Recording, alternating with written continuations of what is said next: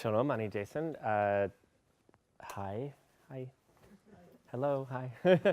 I apologize for not being able to speak Hebrew. I did not pay attention in Hebrew school and quit it pretty early when I was young. I'm really thrilled to be here. I'm thrilled to tell you a little bit about what we did in the States and where this work came from. So I worked at something, I'm now in Arizona. I'll tell you a little bit about myself. I'm trained as a city planner. I've worked at both the city, so I worked for New York, Boston, Chicago, mayor's offices, and offices of development. I then went to work for some foundations. Then I went to work for the state of Massachusetts, which is a small state in New England. I worked in the governor's office doing economic development work. And then I worked for the federal government during the majority of the Obama years, a little bit of the Trump years, doing this work, which I'll explain to you. And then I recently took a job. Things changed in Washington. You might have heard about what's happening in Washington recently. Have you heard about it at all? It's just a little different. So the federal government is not as appealing of a place to work anymore. So I decided to take a job out in Arizona, which is a western state. I live in Phoenix now, and I run the largest design school in the country. So at a school called Arizona State University, which is also, for 3 years in a row, been ranked the most innovative university in the United States. So just had to brag a little bit, sorry. So I worked at this thing called the National Endowment for the Arts at the federal level. This is one of our federal arts agencies. You might have heard of some of the other ones. The Smithsonian you might have heard of, that's a federal agency. This is the agency that gives out money to support the arts across the United States. Let's see if I can get this to work. Okay, so we did, move this chair back just a little bit. So we ran this whole program that was all about the government, for-profits and nonprofits working together, okay, I'm not sure how I did that, to build better communities in the United States. So we started this effort by really looking at what was going on in the United States. So what was going on in 2008? Do you remember 2008? What was the big thing? The recession, right? So we had the largest economic depression in the United States in about 80 years. And do people remember what that was all about? Remember banks collapsed, right? So the biggest problem in the States at that time was housing. So we have a very large country. Traditionally, when there's been economic problems in the United States, people left where they were living and went to jobs were. So Detroit was a famous car manufacturing town. It collapsed. Everyone picked up and moved to the south. They moved to Atlanta. They moved to Dallas, Texas, Houston. But in this particular recession, everyone was something called underwater on their mortgage. So that means that your house is worth less than what you paid for it, right? So almost every American citizen could not sell their house and move somewhere, right?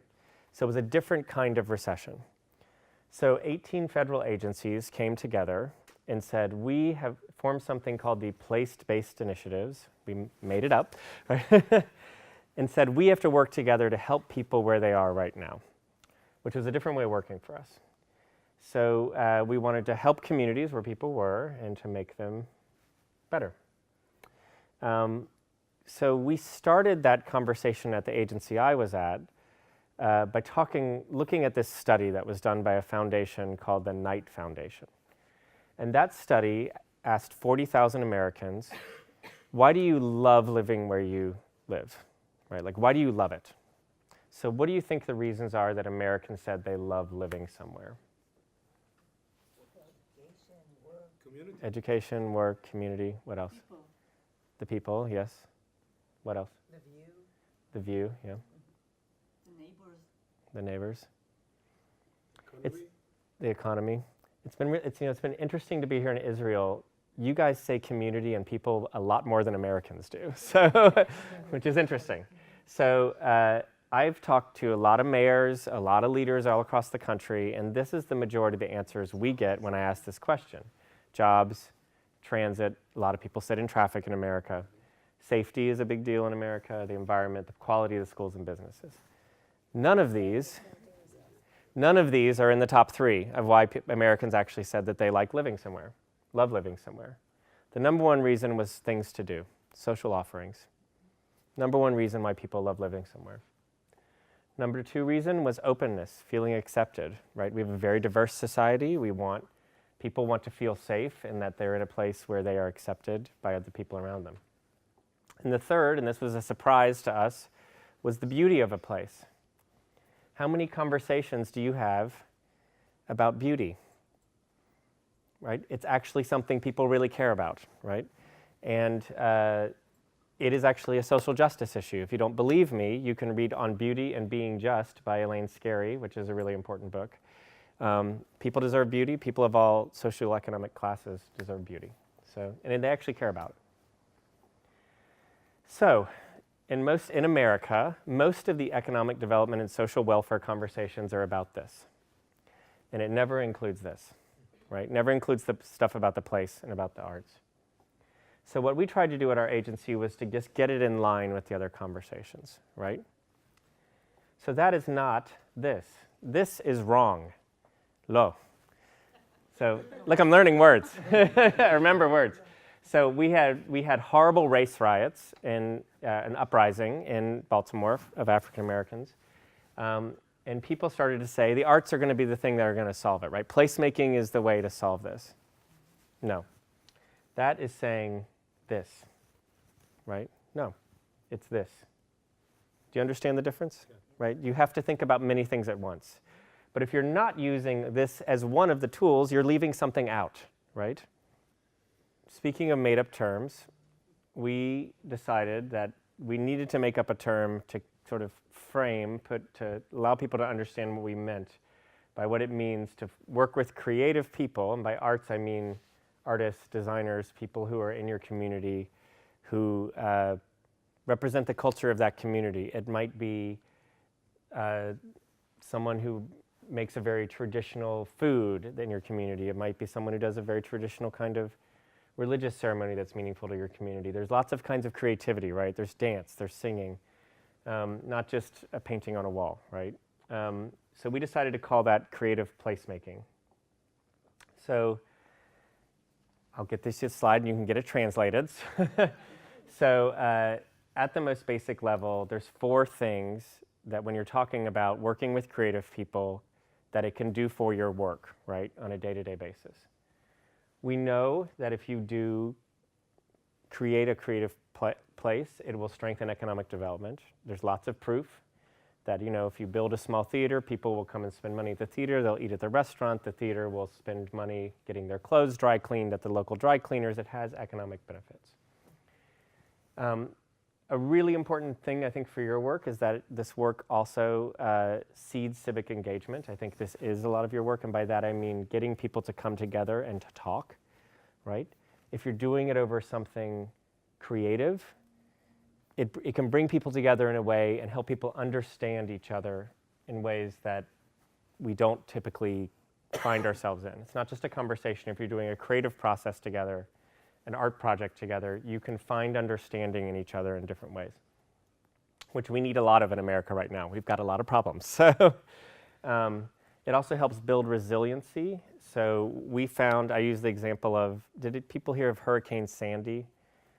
Yes, so a 13-foot, so 4-meter wall of water went through, oh, sorry. It's very sensitive. Is it? Oh, look. I talk with my hands, sorry. I'm Jewish, what do you want? I talk with my hands. So oops, one more back. So we found there is data that proves that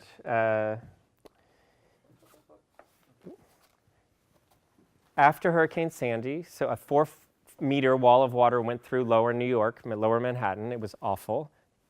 Billions of dollars in damage, that the communities that had been doing this cultural placemaking work recovered faster. They had mentally recovered faster, and the places physically recovered faster because of this social bonding that had happened through the work, right? People knew each other, and so there's evidence that if you leave off this piece of the puzzle, you won't recover you are not as resilient, right? So, and I can send you those studies.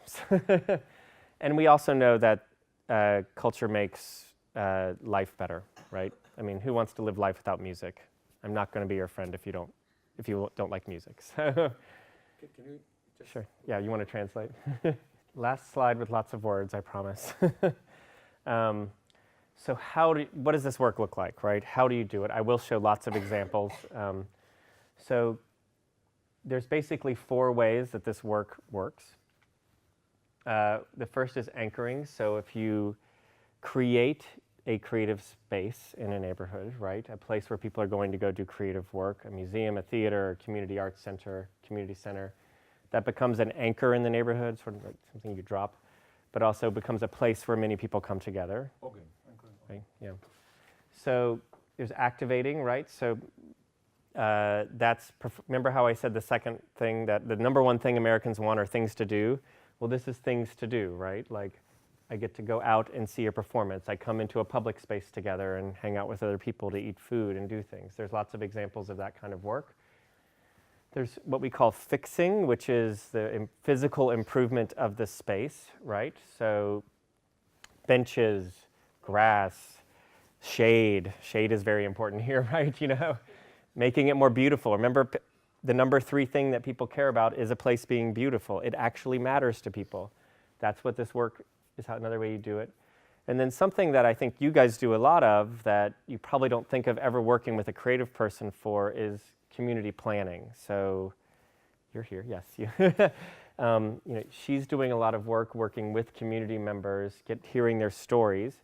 There are many examples of where artists and creative people make that process better, right? In America, we have very boring community meetings. They're awful. And it's always the same angry person that comes to every meeting and just, and you're like, shut up. So we have used artists in different ways to kind of make it better. And I'll show you examples of that. It's a little hard to understand. Do you want to explain this slide? So the way that we structured this work in America, the n.e.a, the federal government in America gives very little money. So this is the n.e.a, this was the agency I worked for. We created a fund called Our Town, which I'll show you examples from, which funded this work, but we didn't have a lot of money. For every American citizen, this arts agency receives 0.001 penny for its budget. So very, very small arts budget. So we worked with partners to get more money and to get more support. These are some of the other federal agencies we worked for. So our housing agency, our transit agency, our environmental agency. We worked with a lot of agencies. And then we worked to create something called Art Place America. So this was a coalition, a 10-year project of 14 foundations who came together to fund this kind of work across the country. It was really revolutionary for our country. We've never had anything like this. And it was about $200 million new dollars. So that federal agency was only $140 million. The foundations created $200 million on top of that to fund this work. So here's some of those foundations. Before I get into the grants, why don't you explain what I just said? So this was a grant program we created that forced local governments to work with arts organizations. So a local government in America is a city, town, tribe, or county or parish. There's a lot of them. And they had to work with an arts organization to do a project. This is America, as you know. So we had, in all places in America, we had grants. This is a tiny little island you can only reach by seaplane off the coast of Alaska. The smallest project was in a town called Last Chance, Colorado, which had a town that had 12 people in it. So this grant, yeah, so exactly. So these projects happened in a town of 12 people, right? They got a grant from the federal government. 12 people, that's it. So in all, everywhere where people live, all across the country, and Puerto Rico, and sort of hidden down here, Puerto Rico. So let me show you some examples. This is where it gets real.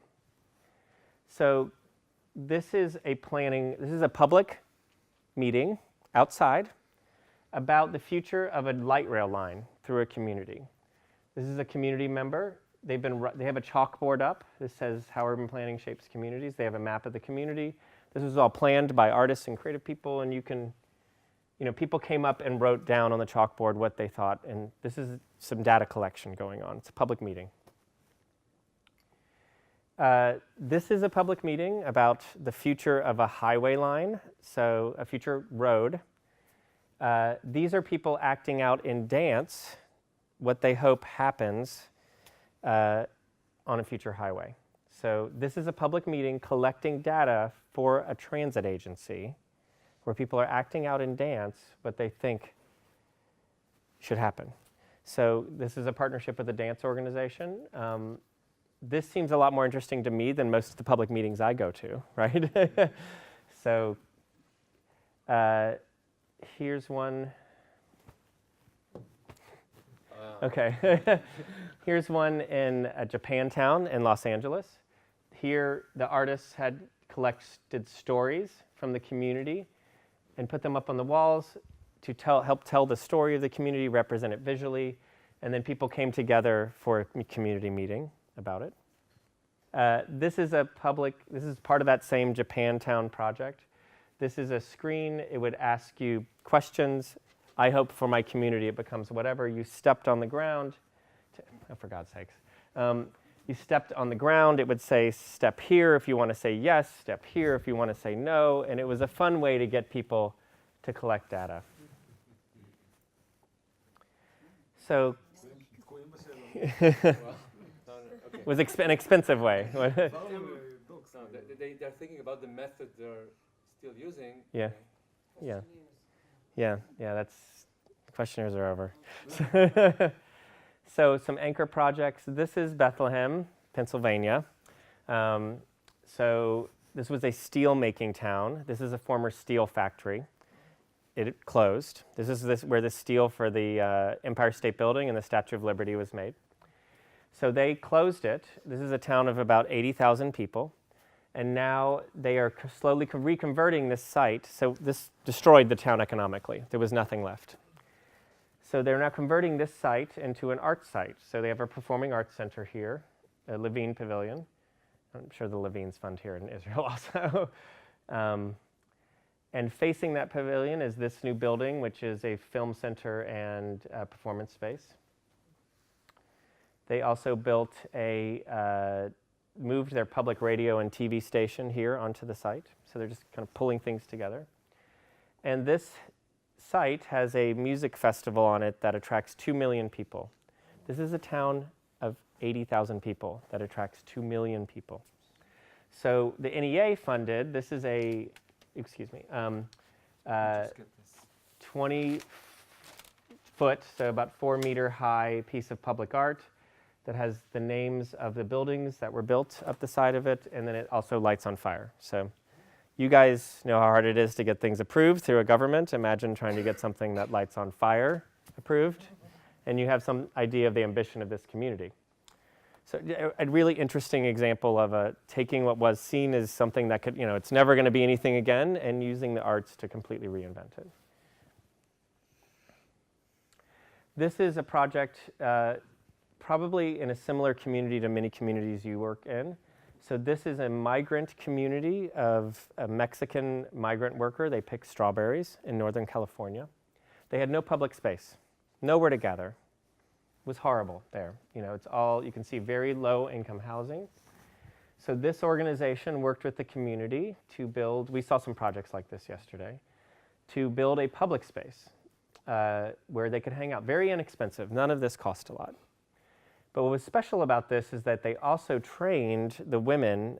Many women made food, and they trained the women to how to make food, package it for being able to sell it, and then to sell it here. So here are some women selling food.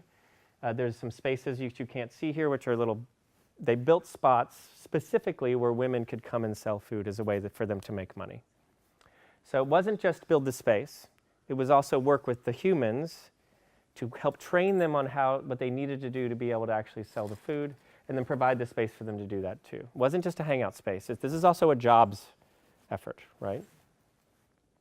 Very poor community, not undocumented, not citizens. This is another example. This is a group of designers that moved to the poorest community in a state called North Carolina. And that community, very similar project, that community did not have a farmer's market. There was no market to go get food in. So they built a farmer's market. And here are farmers and people selling food in this. This was built by 8th graders, so people about 10 years old. This was built with designers working with 8th graders. So I wanted to show you some job creation things. Who cares about jobs in your communities, right? Everyone. So here is an example of, this is Chester, Pennsylvania, Chester, which is a very small town, very poor, one of the poorest communities in our entire country. And this is a series of designers who worked with Ethiopian community, Ethiopian women entrepreneurs who make a beautiful kind of jewelry. And so they wanted a storefront. So they worked with the city.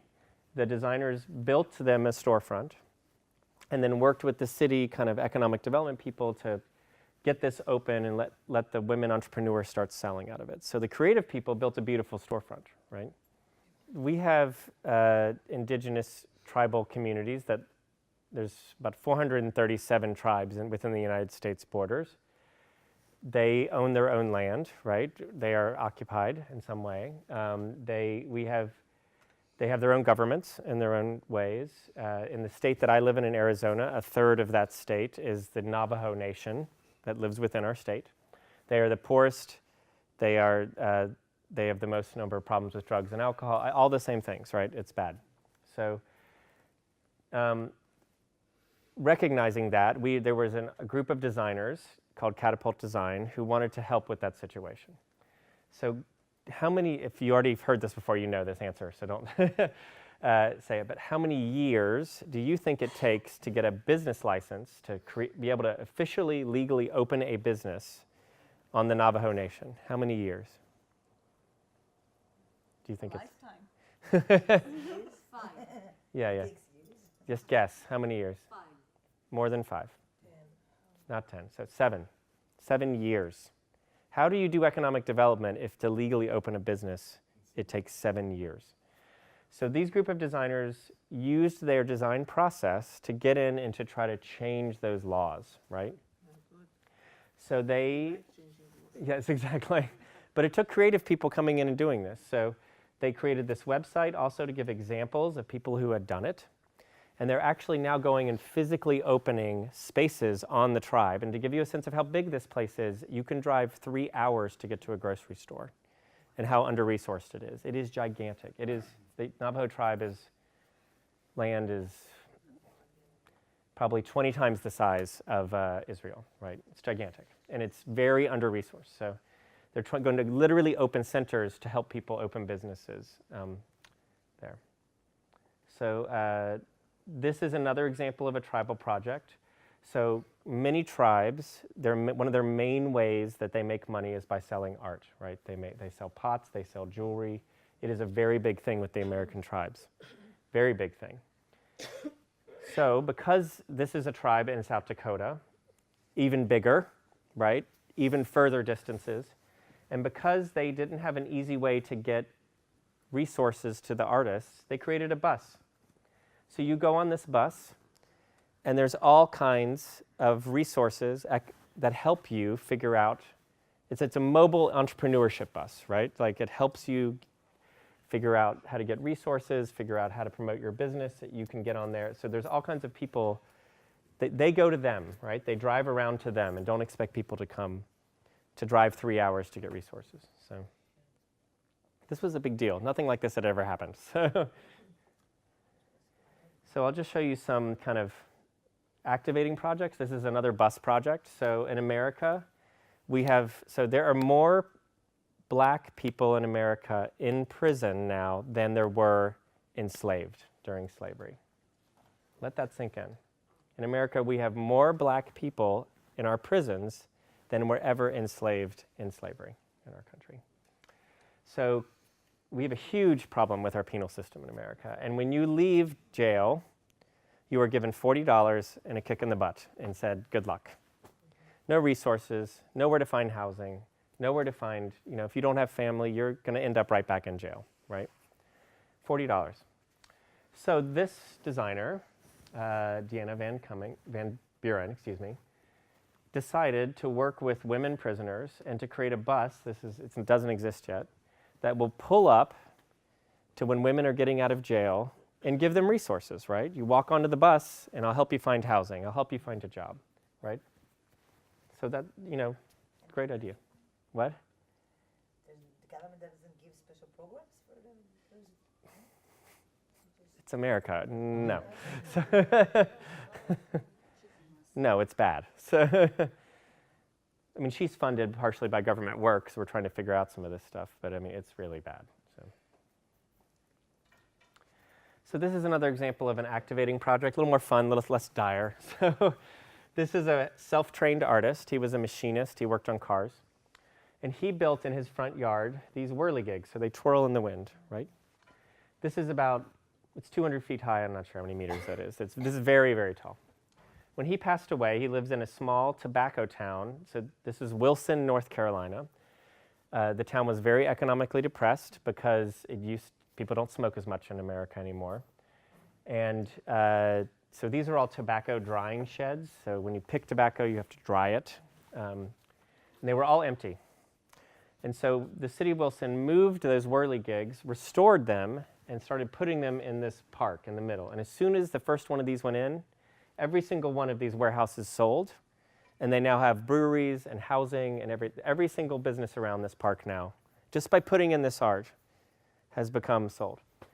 The other really cool thing they did is that they worked with local unemployed people and trained them on how to restore these pieces of art, right? So because of that, our national people, like the National Smithsonian Center, art agency that cares about the restoration of art, has actually bought one of these sheds and is now permanently employing those people as folk art restorers. It's a very cool story, right? Took unemployed people and through the art process actually gave them a new job, and yeah, it's cool. So this is sort of a fun little project in a town of about 100. It's about the same size as Beersheba. This is called Grand Rapids, Michigan. This is called Art Prize. So what they do is they curate about 1,000 different pieces of public art all over the city for about 2 weeks. This is a town about the size of Beersheba. It brings in about 1 million people. And people vote on what their favorite piece of art is, right? So the artist is sort of like American Idol. And you pick the artist that wins, the popular vote wins $250,000. It's not a small amount of money. And so that's just some random piece. This is my favorite piece. This is 10,000 people waiting for 100,000 paper planes to be thrown off the top of buildings near them. I love this piece. So just something fun. It's a very simple idea. This also works in our rural communities, our farming communities. So we have artists that have worked with farmers, and we have a lot of very small farms in some parts of our country that they need people to buy produce. So these were artists who put pieces of public art. These are some Mennonites visiting. No. These are Christians. They are a very conservative Christian type of folks, and they just happened to live in this area and came to visit. The people were performing out on the farms, and these folks just have a very good sense of humor, right? We like art. We like cows. So this is a project, one of the last ones I'll show you. This is a project in Miami. These are artists, poets, writers, who decided to work with the poorest school that they could find. These are the kids who have nothing. And to find some way to make them feel attached to the place, to help them love their place. I love this project. Hopefully there's volume. I have no idea where the volume is. Let's see what happens. I mean, that's when I say you need this piece of the puzzle, right? It's a piece of the puzzle that will help with the work that you're doing. And I think that, so what I will show you next when we get here is that there are a lot of sort of toolkits and guidebooks about how to do this work now, right, that have been published in the last 5 years. So if you care about parks, there's a whole toolkit for parks. If you care about public safety, there's a whole toolkit for public safety. If you care about creating social justice and equity issues, there's a whole toolkit around that. So you don't have to start at zero. There's lots of examples you can read online. If you go to Art Place America, you can see there's thousands of projects that have been funded across our country with what this work looks like. So you don't have to try to figure it all out on your own about how to do it. But it is happening. It's happening everywhere. It doesn't take a ton of money to do right. And I hope to convince you that, you know, and Elke will come and obviously show you some very specifics on some projects she worked on. But this can work. It does work. And it is a tool, and we call it a tool belt in America. You have your hammer, your screwdriver, all the things you need. And if you're not using these tools, you're not going to build the community, right? You know, these are just things you need to also kind of know how to use. So, and they're typically not as understood as well. So, what do you need to write in Google if you want to see something? Creative placemaking will get you there. So, or Art Place America, if you write down Art Place America, will get you to a ton of information. So, yeah, I mean, it's out there. And I mean, you can see there's projects that have worked all over I've showed you a very small sliver of projects. And Elke, do you want to maybe try to come up now, or? Oh, sorry, I'll take questions from you guys first, whatever. Let's do some questions. And you can ask in Hebrew, Do you write poetry? Do I write poetry? Not anything you'd ever want to read. You never know. Yeah. What other questions do you have? During the process, I asked people to write 2 songs that they like. Uh-huh. We can, during the day, put some songs that people likes Mm-hmm. In our meetings. Mm-hmm. So this is a good time to just for people, right? So continue. Okay. Sure. Can you talk a bit about results?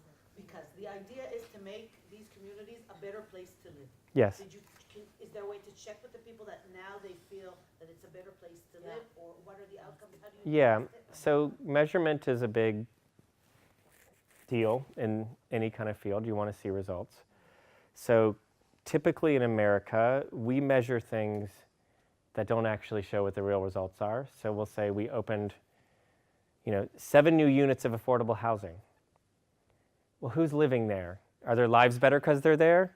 What is actually happening in that housing? Who cares that you open the housing? What's happening there? And so there's a lot of new methodologies out there to actually try to measure what people care about. And we like to say, measure what you value. What do you care about, right? The change that you care about. Try to measure that. And then other people will care that you've measured that. Do you know what I mean? So don't try to just measure what the municipality tells you what to measure. Actually try to measure the happiness of the people.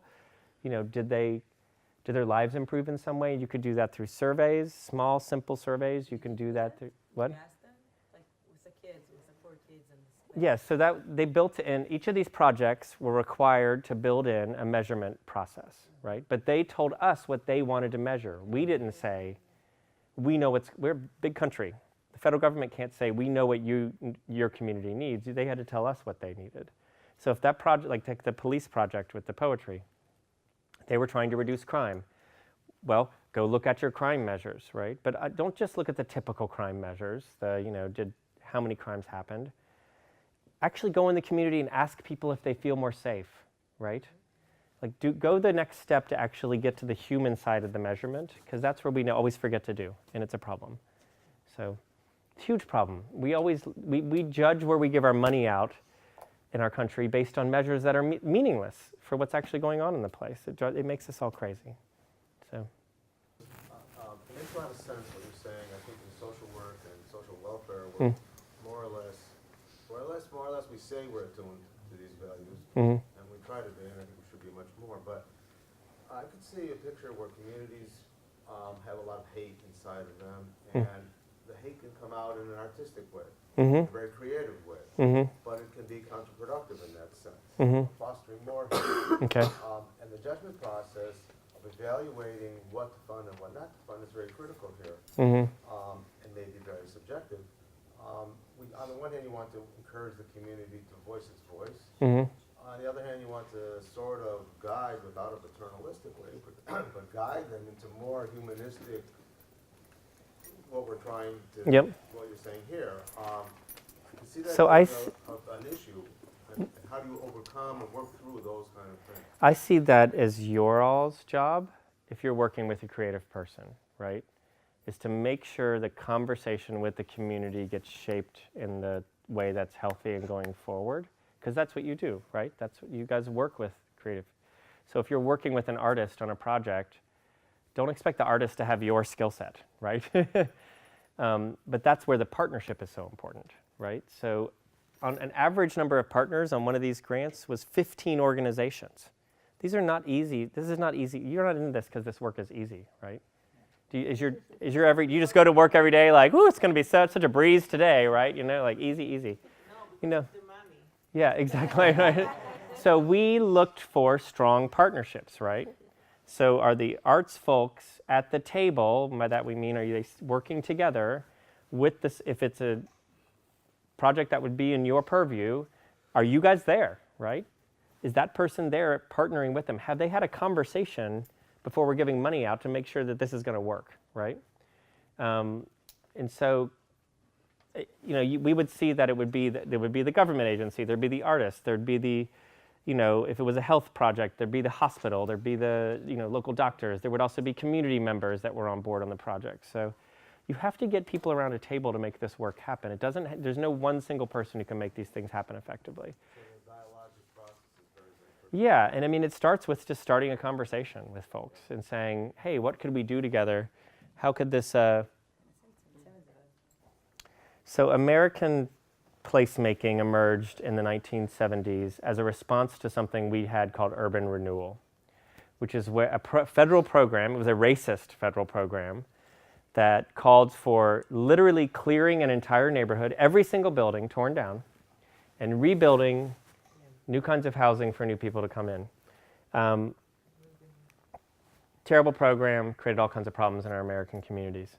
So placemaking emerged as an opposite of that, right?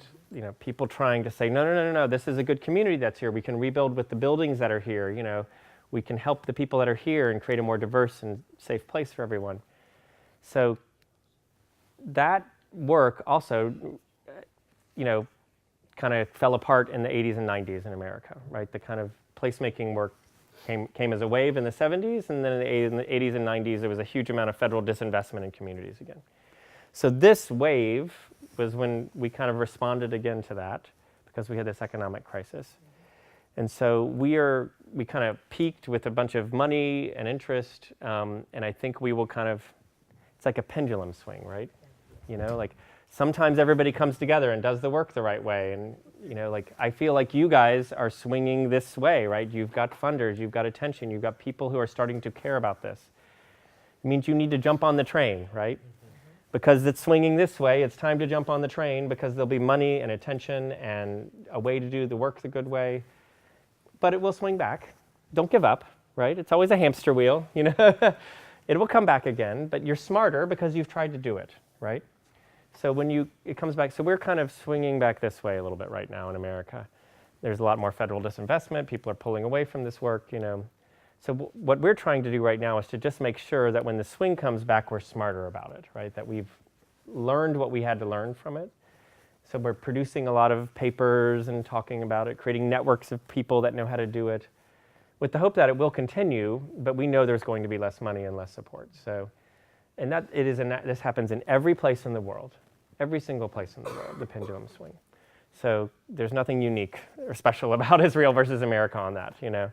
There's moments where the good people come together and are united and coalesced, and you get really good work done, and you want to, that's the stuff you want to play in. That's where the really good times happen, right?